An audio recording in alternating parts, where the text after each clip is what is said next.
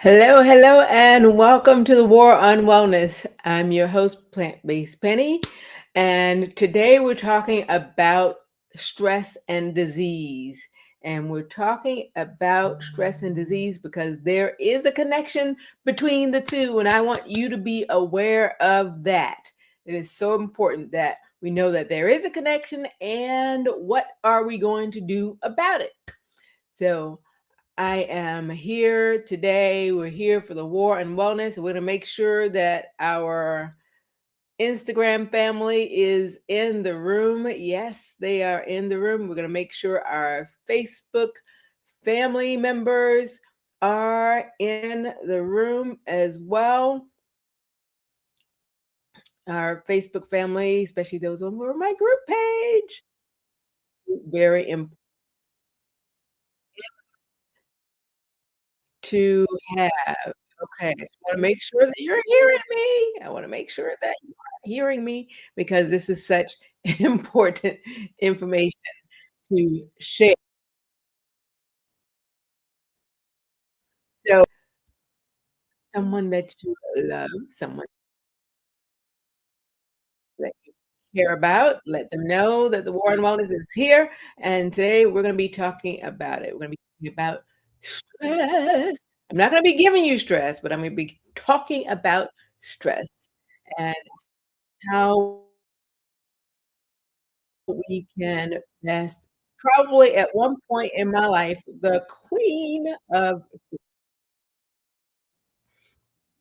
this the queen of stress, and a workaholic, so I have all types of experiences, plus what I've researched and studied, and plus what my clients have shared with me on stress, and its very detrimental effects. So we're going to talk about that today.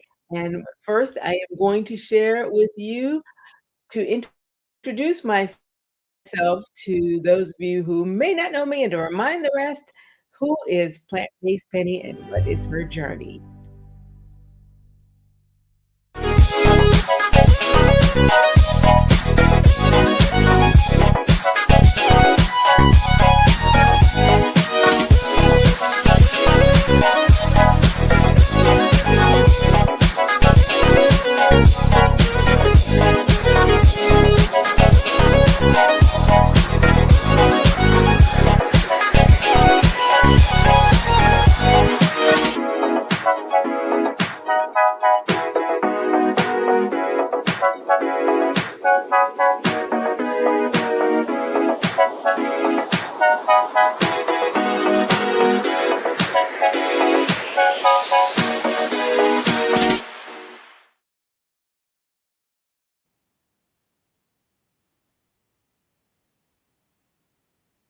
Okay, okay. I think that we're back.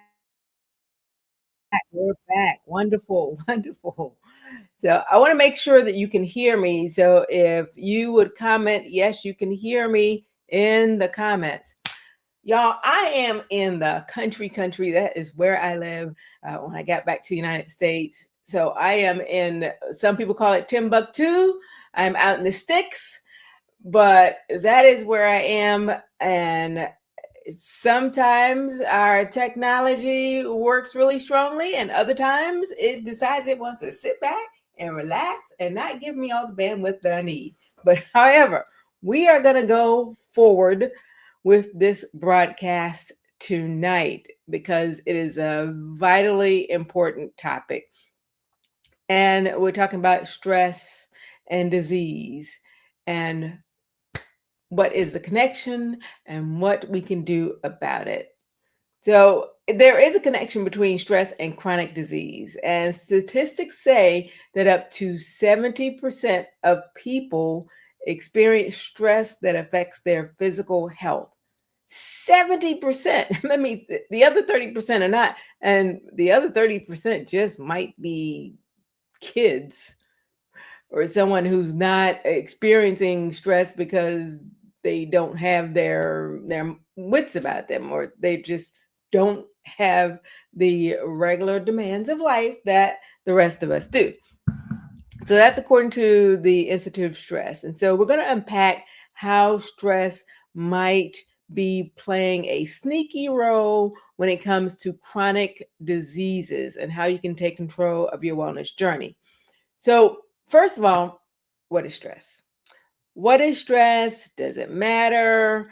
I know a lot of times we come or we present ourselves to our medical professional, whoever that may be, and they tell us that it's all in our head. We've imagined it. There is nothing really wrong with us. And a lot of times that's because the the the catalyst for our physical ailment is not necessarily a physical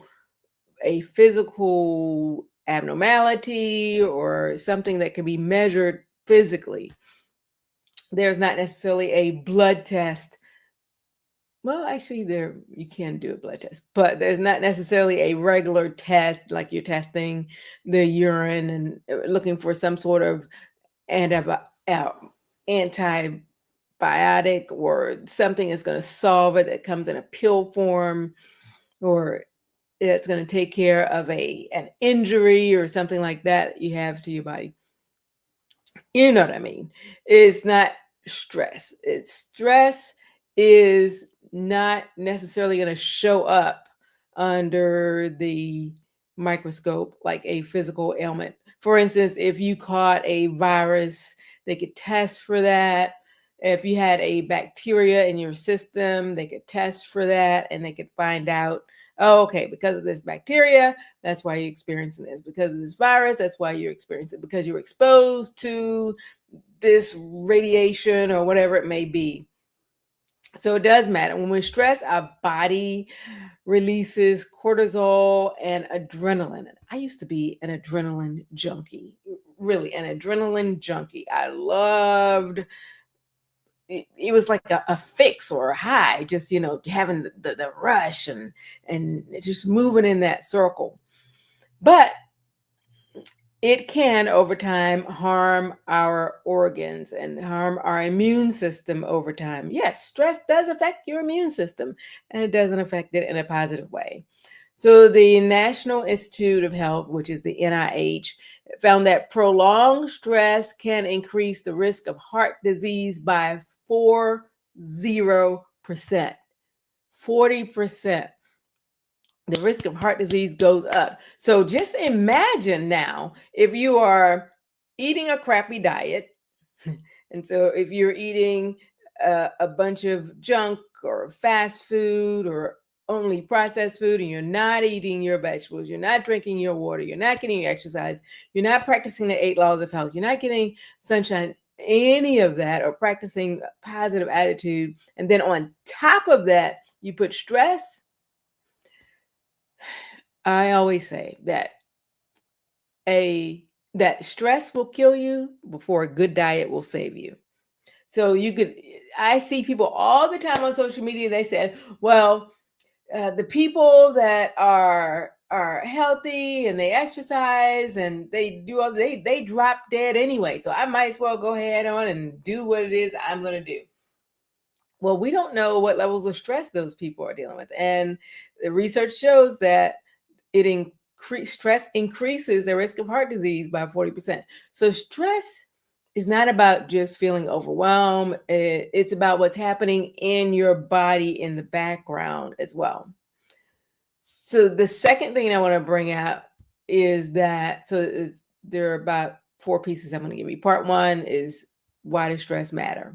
It affects you internally. 2, stress and chronic disease. So chronic stress acts as a silent trigger for diseases like diabetes, hypertension, and even autoimmune diseases. Okay? Stress acts as a trigger. So that, there's been such an increase in autoimmune diseases in the last decade or so, and especially in women. I know this. I know this. I'm currently managing an autoimmune disease. And sometimes it's like a lump all category when, well, we can't figure out where to put it. Let's just put it in this category. But autoimmune diseases can be debilitating. And so stress can be a silent trigger, which means that there is, just like for high blood pressure, a lot of times people don't have an indicator that their blood pressure is high. That's why it's important to know your numbers, and that's why it's important to take your blood pressure and to have your, especially if you're over 40, you should have your own blood pressure monitor at home so that you can keep a regular check of what's going on in your body.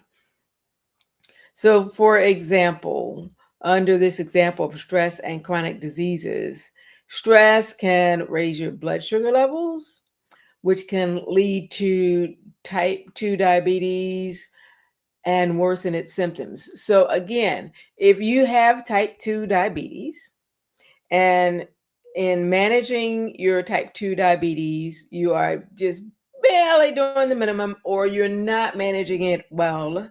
I used to be pre diabetic, and I decided that I liked living better than I liked eating fast food. And so I had to make some changes in my life. I decided that I liked life and living that life a little bit more with abilities and abundantly than I liked my tongue digging my grave and deciding what it is that my body would take in. And so stress, it raises the blood sugar levels, which puts you at greater risk for type 2 diabetes. So we want to be able to just be mindful of that, first of all, because we may not even know that there is a connection between the two. So stress is the trash of modern life. Okay, we all generate it. Everybody does. A baby stressed out when it wants to eat, and there's no food coming in its mouth, and then it starts to cry. As adults, we've kind of gotten a handle on our emotional health, and so we don't just go around crying when we get hungry. So if you don't dispose of stress properly, just like if you don't dispose of trash properly, it's going to pile up and it's going to take over our life. And so it's a very important that we dispose of it properly. Just imagine if you had trash in your kitchen. My husband took the trash out today. Thankfully, thanks, babe. Thankfully, I don't have to take trash out. So if he had not taken the trash out, or the trash had just stayed in the house and just festered, or taken the trash bag out and just have like bags of trash lined up in the kitchen, then it would eventually wreak havoc in our lives, because we would know that there is something wrong, because one, our nose would tell us, or there might be some festering that goes on, there might be some gnats. I don't know. I don't even want to know what would happen if you don't take the trash out that you have in your house. So it piles up and it causes a problem. That's what happens with trash. Stress is the modern day trash in our life. And so if you cut on the news, if you don't cut people out of your life, certain people, you are going to have stress, and you're going to have it more often than you would like. So that's the second piece: stress and chronic diseases. The third piece is breaking the cycle. Yes, yes, yes. Okay, okay. Let's talk about breaking the cycle, because otherwise we'd be on the hamster wheel and we'll just be going around and around. But there is good news to the fact that we can break the cycle, because we can make small, deliberate, sustainable changes. And those changes will help with a big shift. Please talk amongst yourselves.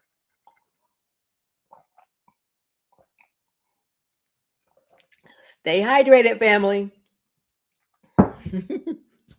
So small changes are going to help you, just like small changes of drinking water and keeping your throat hydrated is going to help you be able to talk well and not have a scratchy throat.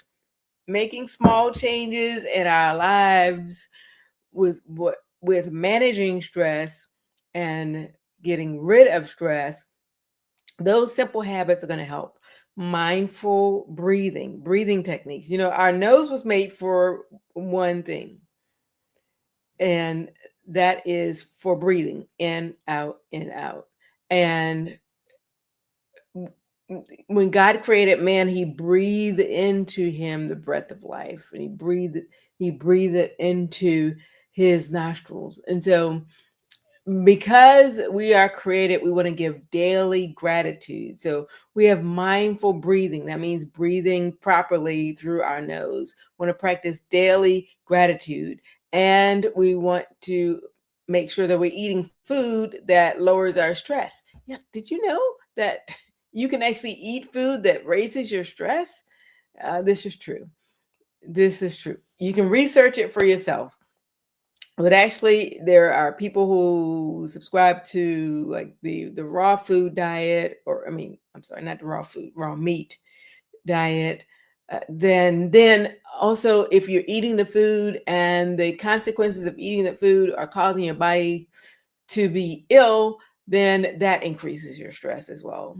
So the other piece is that statistically, if you practice 10 minutes a day, 10 minutes a day of practicing the gratitude or practicing the proper breathing, because we've actually been breathing so much out of our mouth that we have to actually practice now breathing out of our nose, because that is going to allow us to have the proper breathing techniques to lower our stress. We have to actually practice daily gratitude, because there is so much negativity. The brain is 7 times more likely to think a negative thought than a positive thought. And because of that, we have to actually practice daily gratitude. And so it's going to be important today and every day, that 10 minutes a day you practice reducing your cortisol levels. And 10 minutes a day can increase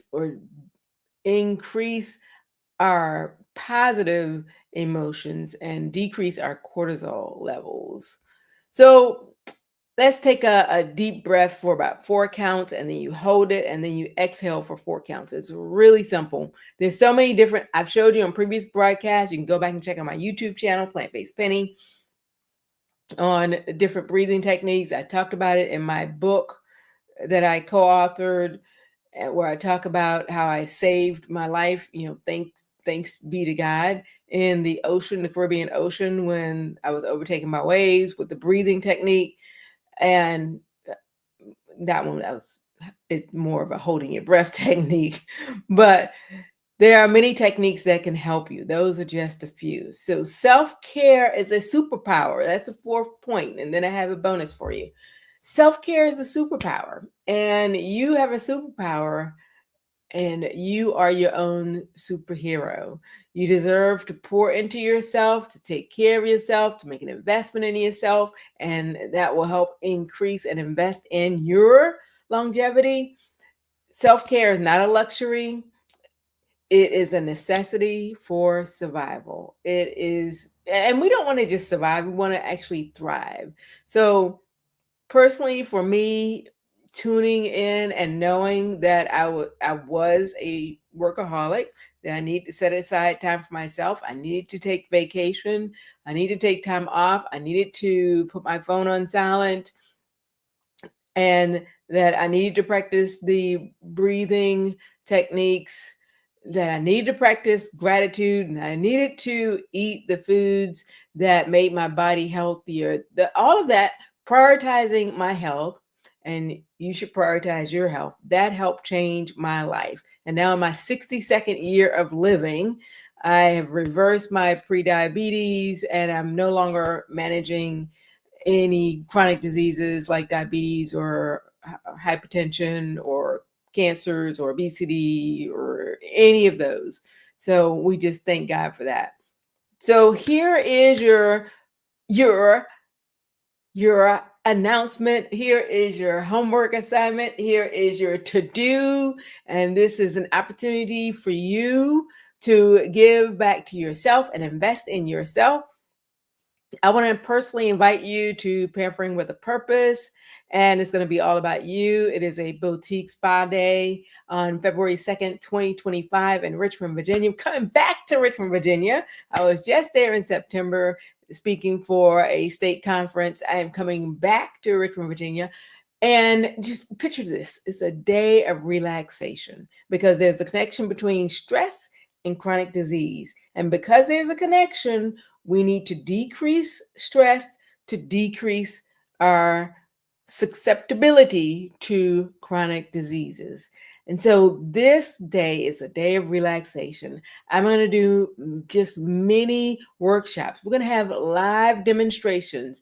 I am not the only speaker, but we're going to take you on a wellness journey, and you get to choose your spa experiences, whether you want to float in a tank and experience zero gravity, or if you want to be in a sauna and detox, or if you want to be in a salt cave.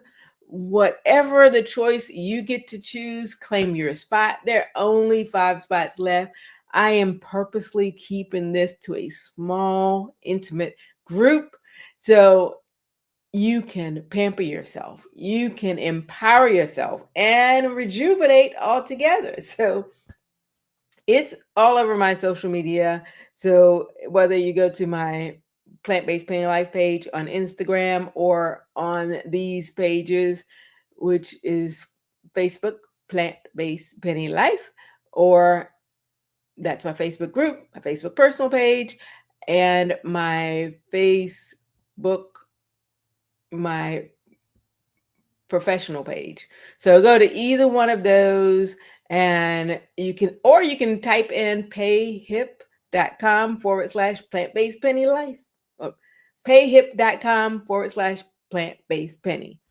Do that, and I'll type it out for you right here. Here we go. Payhip.com. Of course, the fingers never want to work when you're trying to type plant-based penny.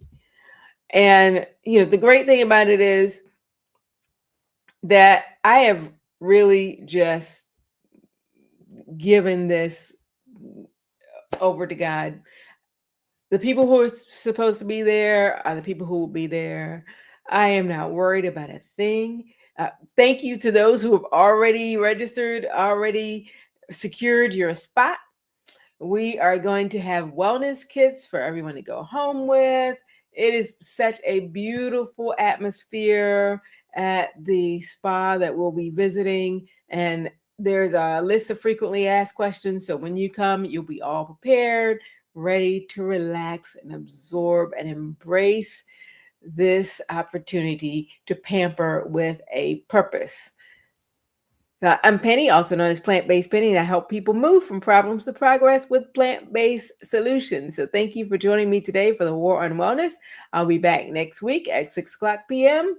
for the next live, The War on Wellness. And we will talk with you later. Bye-bye.